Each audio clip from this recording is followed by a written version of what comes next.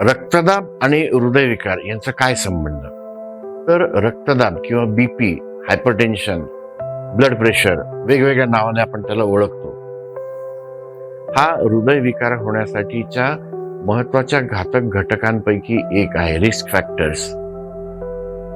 रक्तदाब जर नियंत्रित राहिला नाही तर त्याच्यामुळे हृदयाच्याच काय संपूर्ण शरीराच्या रक्तवाहिन्यांचं जे आतलं अस्तर असतं त्याची झीज होते. ती झीज भरून काढण्यासाठी त्या पेशींच्या अवतीभोवतीच्या पेशी प्रजनन करतात. ते प्रजनन जर नियंत्रणापेक्षा बाहेर गेलं तर मग त्या ठिकाणी एक उंचवटा निर्माण होतो रक्तवाहिनीच्या पोकळीमध्ये आणि तो अडथळा बनतो रक्तप्रवाहाला. आणि त्या अडथळ्यावर कोलेस्ट्रॉल, कॅल्शियम, ट्रायग्लिसराइड्स, रक्तातल्या लघुपेशी, पांढऱ्या पेशी हे जमा व्हायला लागतात आणि तो अडथळा वाढत जातो. आणि कालांतराने जेव्हा ती रक्तवाहिनी संपूर्ण बंद होते तेव्हा हृदयविकाराचा झटका येतो.